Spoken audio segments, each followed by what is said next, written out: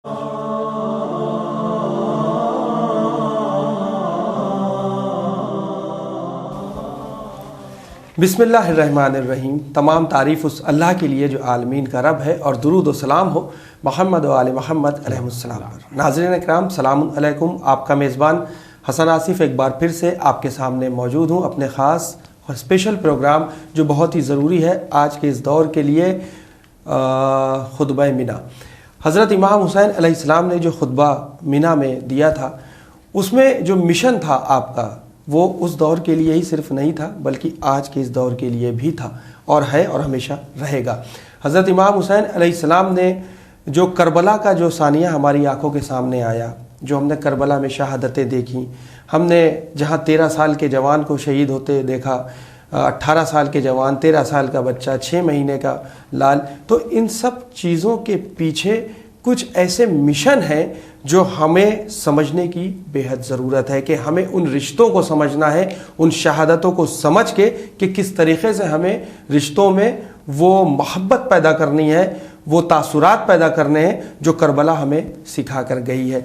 यानी खुतबा मिना में हज़रत इमाम हुसैन अलैहिस्सलाम ने जो भी दर्जात रखे हैं, जो सिफ़ात बयान की हैं, वो हमारे और आपके लिए, सबके लिए मुफीद साबित हों, इसकी हम सबको बेहद ज़रूरत है। तो आइए सबसे पहले अपने एपिसोड की शुरुआत करते हैं और इस्तकबाल करते हैं हर बार की तरह। इस बार भी हमारे साथ मौजूद हैं हाफिज़ मौलाना शाहिद इमाम साहब, जो स्टूडियो में हमारे सामने रूबरू हैं। आगा सलाम अलैकुम। अलैकुम सलाम व रहमतुल्लाहि व बरकातुहू। आगा, जिस तरीक़े से देखा जाए कि जो सवाल जहन में आता है, खुतबा मिना, इतना बड़ा खुतबा जो हज़रत इमाम हुसैन अलैहिस्सलाम ने 58 हिजरी में दिया, उसके जो असरात हैं हम यूँ देखें, वो खाली उस दौर के लिए ही थे या आज के इस दौर की आवाम के लिए भी मुफीद साबित हों, ये भी ज़रूरी है? औज़ु बिल्लाहि मिनश शैतानिर रजीम, बिस्मिल्लाहिर रहमानिर रहीम। जी, आपका सवाल बहुत अच्छा है जी। हमें ये इस बात को सबसे पहले समझना चाहिए कि इमाम चाहे जिस ज़माने में भी गुफ्तगू करे, वो हर ज़माने के लिए उसकी बात अहम रहती है। अच्छा। हाँ, कुछ इमाम के कलमात या कुछ इरशादात ऐसे हैं जो मखसूस उस ज़माने के लिए हों, मगर जब हम इस खुतबे के अब दूसरे हिस्से में हम पहुँच रहे हैं जी, जिसकी शुरुआत ही हो रही है, एतबरू अय्युहन्नास, ए लोगो इबरत हासिल करो। क्या बात है। तो इसका मतलब यह है कि इमाम का यह पैगाम सिर्फ उस ज़माने के सहाबी और ताबईन से नहीं है।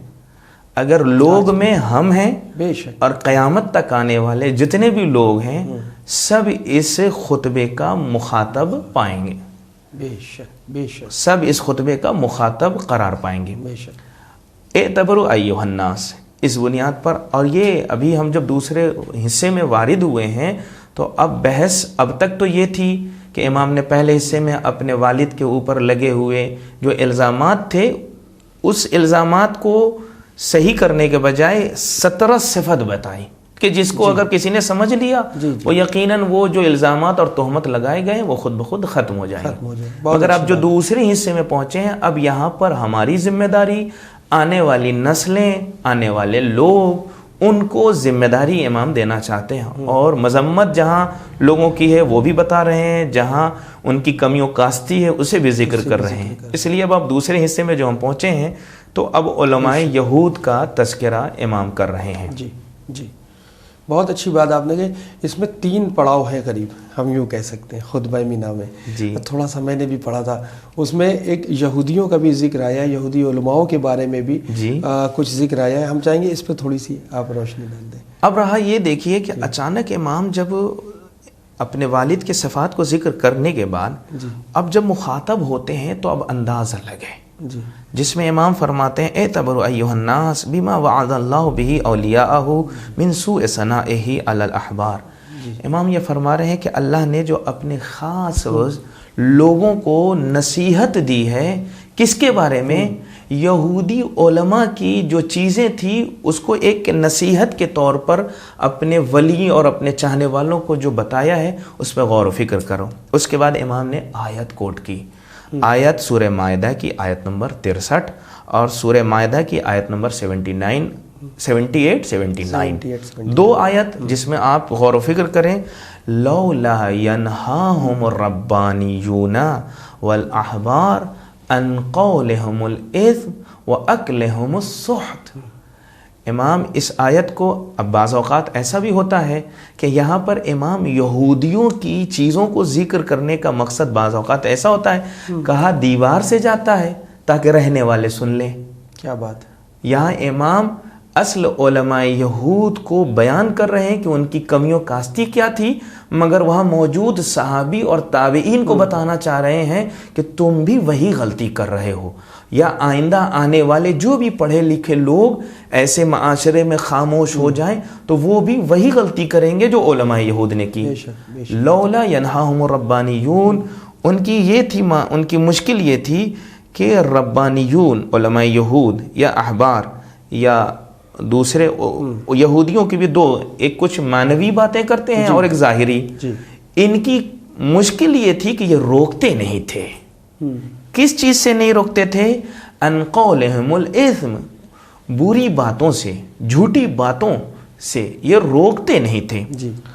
وَأَكْلِهُمُ السُّحْتِ، اور حرام خوری سے منع نہیں کرتے تھے. اللہ اکبر. اچھا، یہ ایک اہم پوائنٹ ہے اس پہ کہ یہ خود علماء یہود حرام خوری نہیں کرتے تھے. بے شک بے شک بے شک. علماء یہود جھوٹ نہیں بولتے تھے، بلکہ ان کے اوپر لعنت اس لیے ہے کہ ان کے سامنے جھوٹ بولا جاتا تھا، یہ چپ رہتے تھے. ان کے سامنے حرام خوری ہوتی تھی، یہ چپ رہتے تھے، غلط کے خلاف آواز نہیں اٹھاتے. یہ یعنی صرف بہت سے لوگ ہمارے معاشرے میں ایسے ملیں گے جو کہتے ہیں میں تو نماز پڑھتا ہوں، مجھے لوگوں سے کیا لین دین ہے. سیم وہی مثال ہے. علماء یہود کی کیٹیگری میں وہ جائیں گے. خود اچھے نہیں ہونا ہے، بے شک، بلکہ آپ کے سامنے جو برائی ہو رہی ہے اس سے روکنا ہے. دو مشکل تھی علماء یہود کی، دو بڑی مشکل. ایک یہ کہ ان کے سامنے جھوٹ بولا جا رہا تھا. اب آج جتنے بھی مذاہب کے لوگ ہیں، اگر ان کے سامنے مولا کائنات کے لیے جھوٹ بولا جائے اور وہ چپ رہ جائیں، وہ بھی علماء یہود میں ہیں. بالکل صحیح کہا آپ نے. اور اگر کوئی حرام خوری، اب یہاں بھی ایک بات، بہت سے لوگ یہ کہتے ہیں یزید اس لیے لعنتی ہے کہ وہ شراب پیتا تھا. ایسا نہیں ہے. اگر شراب پینے کی وجہ سے وہ لعنتی ہے تو اس کے بہت سے رشتہ دار شراب پیتے تھے، انہیں بھی لعنتی ہونا چاہیے. نہیں، یزید کی سب سے بڑی مشکل یہ تھی کہ وہ حق کا طرفدار نہیں تھا، باطل پہ چل رہا تھا. معیار یہ ہونا چاہیے تھا. علماء یہود کی دو مشکل، ایک یہ کہ برائی سے جب حرام خوری ہوتی تھی تو روکتے نہیں تھے، اس کے مقابلے میں بعض اوقات خود اس کا ساتھ دے دیتے تھے، اور جب جھوٹ بولا جاتا تھا تو وہ وہاں پر خاموش رہتے تھے. اسی لیے پھر دوسری آیت جو سورہ مائدہ کی آیت نمبر 78-17، لُعِنَ الَّذِينَ كَفَرُوا من بنی اسرائیل علی لسان داؤد و عیسی ابن مریم ذالک بما عصوا وکانوا. یہ جو ذکر ہو رہا ہے لعنت ہے ایسے لوگوں پر.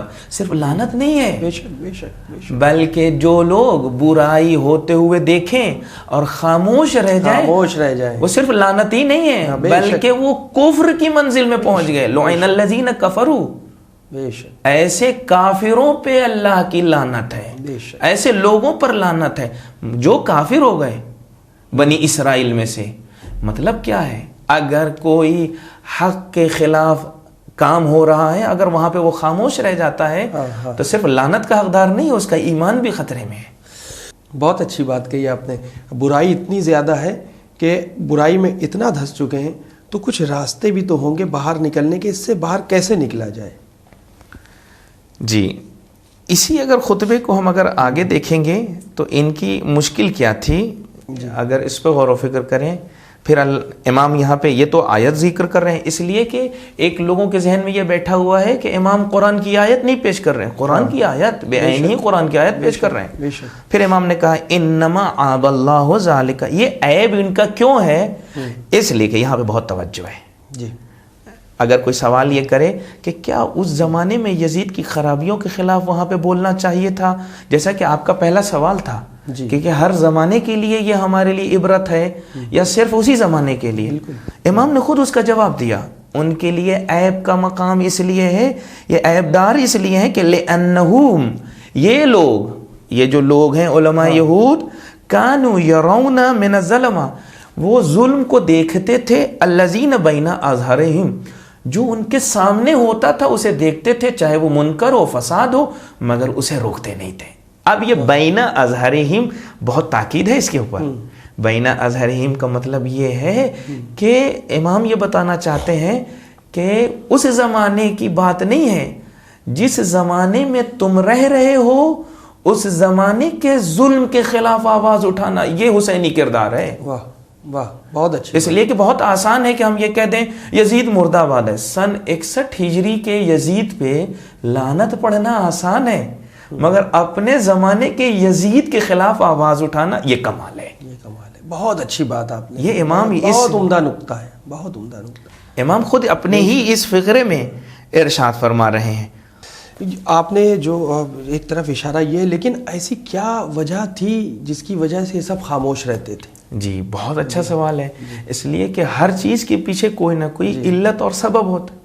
امام نے خود، یعنی ہم اپنی طرف سے کچھ چیزیں ذکر کرنے اس کے بجائے یہ ہے کہ خود امام کی یہ ساری چیزیں اس خطبے میں موجود ہیں۔ امام نے خود بتایا کہ یہ نہ روکنے کی دو وجہ تھی، نہ روکنے کی دو وجہ تھی۔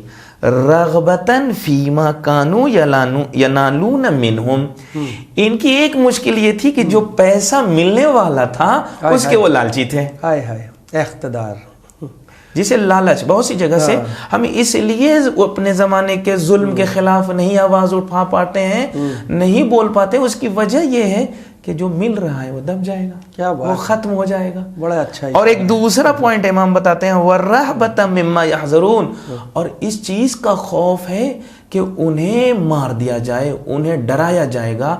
بہت سے لوگوں کی مشکل یہ ہے کہ ہر زمانے میں وہ حق کے طرفدار نہ ہونے یا ظالم کے خلاف نہ بولنے والے کہیں نہ کہیں اپنی فیملی کو لے کر، اپنے بچوں کو لے کر، اپنی نوکری کو لے کر اگر بولوں گا تو چھن جائے گا، تو یہ ڈر، ہاں بہت اچھی، ایک ڈر کی وجہ سے اور ایک لالچ کی بنیاد پر کہ جو مل رہا ہے وہ نہیں ملے گا۔ بے شک۔ اس لیے امام نے یہاں بتایا یہ دو وجہ اگر کسی کے اندر آ گئی تو یقین جانیے وہ کبھی بھی حسینی کردار نہیں اپنا سکتا۔ بہت اچھی بات۔ تو یہ آپ نے جو ایک اشارہ ہے، یہ تو امام حسین السلام نے دے دیا، لیکن کیا آج کے، وہی پھر بات آ رہی ہے، کیا آج کے اس دور کے ہم جیسے چھوٹے لوگوں کے لیے، ہم تو چھوٹا ہی سمجھتے ہیں، بڑے ذاکروں کے لیے، عالموں کے لیے، اور جو بھی اس وقت علماء اکرام ہیں، تو ان کی بھی یہ ذمہ داری ہے کہ خطبہ مینا کو ذہن میں رکھ کر جو مجالس اعظہ برپا ہو رہی ہیں، کیا ذمہ داری نہیں بنتی کہ ان خطبوں کے ذریعے بھی عوام تک یہ میسج پہنچائیں اور اپنے آپ میں بھی اور عوام میں بھی تبدیلی لائیں؟ جی ایک دم سارے لوگوں کی ذمہ داری ہے۔ اگر کوئی امام کا چاہنے والا ہو جائے تو اس کی اہم ذمہ داری، اچھا اسی میں بہت اہم ہے کہ امام اس طرف ارشاد فرما رہے ہیں کہ اپنے زمانے کے ظلم کے خلاف آواز اٹھانا، تو سب سے زیادہ حقدار کون ہے، سب سے زیادہ پاور کس کے پاس ہے، سب سے اچھا بولنے والا جو افراد جو بھی اچھا بولتے ہیں ان کی اہم ذمہ داری ہے کہ اپنے زمانے کے جو معاملات ہیں اس کو لوگوں کے سامنے پیش کیا جائے۔ اور اگر دیکھا جائے مشکل ایک یہ ہوتی ہے کہ لوگ اس بات پر آگے بات کرتے ہیں ارے یہ سب باتیں نہیں ہونی چاہیے، بات یہ نہیں ہے۔ اگر کوئی صرف اس آیت کو سمجھ لے کہ مجھے اپنے زمانے میں کسی کی بھی دولت کی لالچ نہیں کرنی ہے اور کسی سے ڈر نہیں کرنا ہے، تو پھر سارے مسائل اس کے حل ہیں۔ پھر وہ حق بولے گا بھی، حق بیان بھی کرے گا، مجلس میں بھی، شعر و شاعری میں بھی، ہر جگہ۔ یہ اگر اس کا ذہن سے اگر اس کے یہ نکل جائے تو مسئلے حل ہیں۔ بہت اچھی آپ نے بات کہی، یعنی کربلا میں گھوڑے کی رکاب پر بلند ہو کے حضرت امام حسین علیہ السلام نے جو یزیدی افکار، یزیدی جو فاسق و فاجر تھے، ان سے یہی تو کہا تھا کہ مجھ جیسا تجھ جیسے کی بیعت نہیں کر سکتا، کیونکہ یہ خطبہ مینا کا زیست ہے جو حضرت امام حسین علیہ السلام نے کربلا میں دیا۔ تو اس پر بھی ہم چاہیں گے تھوڑا سا، کیوں امام حسین السلام نے یہ کہا تھا مجھ جیسا تجھ جیسے، یعنی یہاں پہ شخصیت کی بات ہی نہیں ہے، ایک چہرے کا نام یزید نہیں ہے جو گورا اور کالا تھا، یہ بحث نہیں ہے، بہت اچھی بات، بہت اچھی، ایک کردار کا نام ہے۔ یزید ہمیشہ حق کے خلاف چلنے والے کو کہا جائے گا، اور امام حسین کے چاہنے والے کو جو ہمیشہ حق کا ساتھی، جیسا کہ میں نے میسا میں تمار کی بات کہی، اگر سب برے ہو جائیں تو ہم یہ نہیں کہہ سکتے کہ سب برے ہیں اس لیے میں بھی برا ہوں، نہیں، میسم تمار اس مسجد میں کھڑے ہو کے بتا رہے ہیں کہ غلط کے سامنے میں خاموش نہیں رہ سکتا. بے شک بے شک بہت میں غلط کے سامنے چاہے میری زبان کوئی کاٹ لے. بے شک. ابھی جو آپ نے عیوب بتائے ہیں کہ جو جو چیزیں ہمارے سامنے رکھی ہیں، اگر اب ان عیوب سے بچنا چاہے آج کے اس دور میں تو اس سے وہ کیسے بچ سکتا ہے؟ خاص کر ہمارے اس معاشرے کے لیے یہ پیغام دیں. جی، اس کا بھی جواب امام نے صرف خطبے ہی میں دیا ہے. خطبے میں میں امام کا جواب موجود ہے. ہمیں یہ سمجھنا پڑے گا کہ انسان ڈرتا کیوں ہے. اگر کسی کے لیے یہ بات واضح ہو جائے کہ ڈر کس وجہ سے کسی کے ذہن میں بیٹھتا ہے تو پھر مسئلے حل ہیں. بے شک بہت اچھا. اگر کسی کے ذہن سے ڈر نکل جائے تو مسئلہ حل ہے. اور ڈر نکلنے کا ایک ہی راز ہے اور وہ کچھ اور نہیں ہے. امام نے خود بتایا فلا تخشوا الناس واخشونی، تم لوگوں سے نہ ڈرو، مجھ سے ڈرو. ایک دم سیدھا سا سمپل ایک فارمولہ دیا ہے. لوگوں سے ڈرو گے تو پیسہ جو مل رہا ہے اس لیے بھی نہیں بولو گے کہ وہ دے گا نہیں. جس نوکری پہ ہو وہ اس لیے نہیں بولو گے کہ چھین لے گا. کیا بات. جو کھانا مل رہا ہے وہ اس لیے نہیں بولو گے کہ وہ کھانا بند کر دے گا. اگر ہمارا نظریہ یہ ہو جائے کہ دینے والا اللہ ہے، چاہے وہ نوکری ہو، چاہے وہ پیسہ ہو، چاہے وہ کھانا ہو، چاہے وہ عزت ہو، چاہے وہ شہرت ہو، اگر ساری چیز دینے والا خدا ہے تو میں ڈروں کیوں؟ اور دشمن اور ظالم کی سب سے بڑی کوشش یہ ہوتی ہے کہ وہ یہ چاہتا ہے کہ وہ ہر کام کرے. اور جس زمانے میں ہم زندگی بسر کر رہے ہیں آپ اس چیز کو محسوس کر سکتے ہیں کہ کس طرح سے ڈر کا ماحول بنایا گیا ہے. بہت اچھی بات. اس چیز پہ اگر غور و فکر کریں، ڈر کا مسئلہ ختم ہو جائے گا کب؟ جب ہم یہ سمجھ جائیں کہ ہمارا خدا ہمارے ساتھ ہے. بے شک بہت اچھی. تاریخ گواہ ہے کہ جناب موسیٰ یہ نہیں سوچ کے چلے تھے اگر ہمارے جیسا آدمی ہوتا تو کہاں یہ نیل میں راستہ بن پائے گا، نہیں بن پائے گا، کیسے جائیں گے، پیچھے سے فرعون ہے، اتنا بڑا لشکر ہے. کیا بات. مگر ایک چیز فرعون سے نجات دلا گئی موسیٰ کو. کون سی چیز؟ ان معی ربی سیہدین. موسیٰ کے پاس ایک طلسم موجود تھا، وہ یہ کہ اس کا پروردگار اس کے ساتھ تھا. کیا بات ہے. واہ سبحان اللہ. اگر ہمارے ساتھ بھی ہم یہ احساس کر لیں کہ میرا پروردگار ہے تو پھر کوئی خوف نہیں، کوئی ڈر نہیں، کوئی لالچ نہیں، کوئی حرص نہیں. اگر انسان صرف یہ سمجھ لے کہ لالچ کیسے کیسے آتی ہے تو اس کے مسائل پھر حل ہو جائیں گے.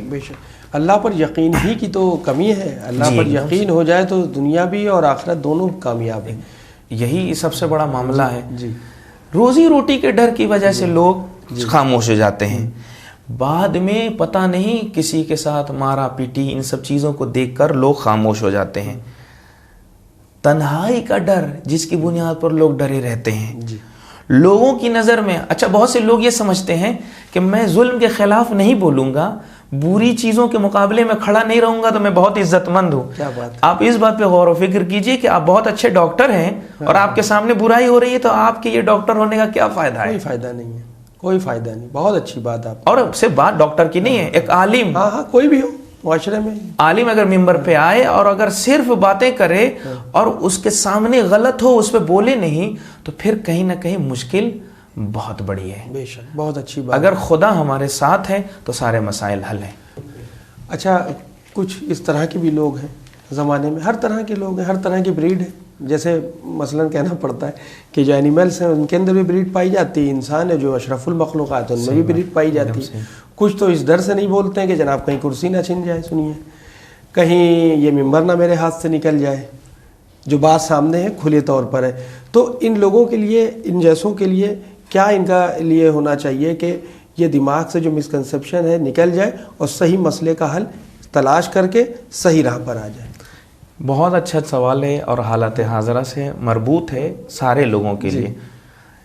اس کا بھی جواب اسی فقرے سے ہے کہ ہمیں یہ سمجھنا پڑے گا کہ ہمیں عزت لوگ دیتے ہیں یا خدا دیتا ہے. کیا بات. لوگوں کی مشکل کیا ہے کہ لوگ یہ سمجھتے ہیں کہ میں جہاں چلا جاؤں گا وہ حق ہے. کیا بات. مگر اللہ نے حق کہیں اور رکھا ہے. آپ بتائیے، بہت سے لوگ مشہور ہونا چاہتے ہیں. مشہور ہونے کے لیے روڈ پہ ناچنے سے کوئی مشہور نہیں ہوگا. اللہ نے جہاں حق بولا ہے وہ کر دیا جائے، وہ مشہور ہو جائے گا. کیا بات. حق کے ساتھ میں صرف کھڑے ہو جائیں. جیسے مثال کے طور پر امام حسین کو جیسے یاد کیا جا رہا ہے، آج حر کو کیوں یاد کیا جا رہا ہے؟ اس لیے کہ وہ یہ جانتا تھا کہ اسلحوں میں شہرت نہیں ہے. بہت اچھی بات. یزید کے لشکر میں پاور میں رہنے میں شہرت نہیں ہے. میں صرف حسین کو ہو جاؤں گا بس کام ہو جائے گا. سبحان اللہ. اور یہی کام ہر نے کیا, وہب کلبی نے کیا, اور بہت سے جون نے کیا, بہت سے اصحاب نے کیا, کہ اگر مجھے ایک وہ جگہ مل جائے جہاں سب لوگ آتے ہیں. اسی لیے اگر یہ ڈر ہے کہ کرسی چھن جائے, اگلی مجلس کوئی نہ پڑھوائے, ہمیں کوئی شعر و شاعری کا وعدہ نہ دے, تو اس کا مطلب یہ ہے کہ ہم رازق خدا کو چھوڑ کر کسی اور کو مانتے ہیں. یعنی یہ جو لفافہ جو پیسہ کہنا پڑتا ہے زبان پکڑ لیں, لیکن یہ اقتدار والی پھر کہیں نہ کہیں بات آ جاتی ہے. کہیں پہ حسین نظر نہیں آ رہے ہیں, دولت کا ڈھیر ہونا چاہیے, پیسہ ہونا چاہیے, بس یہ ہے. اگر ہم نے خدا کو مان لیا, فلا تخشوا الناس, لوگوں سے ڈرنا ہی نہیں ہے. بے شک. دشمن یہ چاہتا ہے کہ خوف بٹھائے, ہر طرح کا سینکشن لگائے گا کہ آپ کے اندر خوف بیٹھ جائے, مگر علی والا ڈرتا نہیں ہے. بے شک. اب وہی ڈر نہ ہونا یہ ہماری جیت ہے. بے شک. کبھی بھی کوئی اسلحوں سے نہیں جیتتا ہے, اندر سے خوف نہ ہونا یہ انسان کی جیت ہے. بے شک. بہت اچھی بات. تو آگا یہیں پر اجازت لینا چاہیں گے, وائنڈ اپ کرنا ہے پروگرام.